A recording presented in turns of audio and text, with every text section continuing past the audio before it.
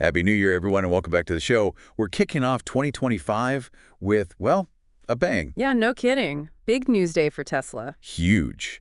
We're diving into the Cybertruck explosion in Vegas that just happened. The federal tax credit situation has changed again. And the Q4 delivery numbers are coming out any minute. Everyone's on the edge of their seats for that. Exactly. And we've got it all right here, fresh from the source. It's going to be a wild ride, so buckle up. Should be interesting. So let's get right into it. Obviously, the Cybertruck explosion is the talk of the town. Happened just hours ago, New Year's Day. Right outside the Trump International, no less. Yeah. Can you believe that? Like, what a way to start the year. 1 fatality, 7 injured. The FBI is even involved. It's a big deal. Wow. So early reports mentioned something about fireworks or mortars, right? Yeah. Like inside the truck. Yeah, that's what they're saying. But nobody knows for sure yet. That definitely raises some eyebrows. For sure. Was it an accident? Was it, intentional? Huge implications depending on what they find out. Talk about a PR nightmare for Tesla.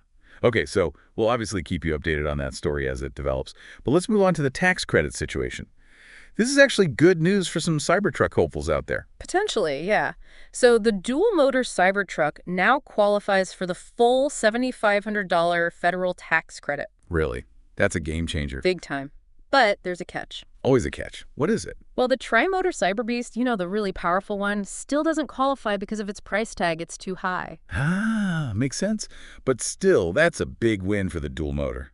I wonder how this is going to affect demand. I think we'll see a surge in orders for the dual motor for sure, especially since it was previously ineligible for the credit. Might even make people hold off on the single motor version, the one that's supposedly still in the works. If they can even keep up with demand. Yeah. All right, last but not least, we got to talk about those Q4 delivery numbers. Drum roll, please. They should be releasing them any minute now. It's the moment of truth, really. Will they beat last year's record of 1.81 million vehicles delivered? Okay, so let's do the math. They delivered 1.29 million in the first 3 quarters. So that means they needed to deliver, let's see, another 500,000 or so in Q4 to beat the record. Yeah, that's a lot of cars. It is. Most analysts are predicting around 505,000 deliveries. Oh, so it's going to be close. Super close. And Tesla investors, they can be a fickle bunch. Anything over 500,000 should be enough to keep the stock happy, though. Fingers crossed. I mean, imagine the headlines if they miss the mark, especially after this year. It's been, well, a year. No kidding. But on the flip side, if they blow those predictions out of the water, it'll be a huge victory, a real testament to their resilience and to the continued demand for their vehicles. Right.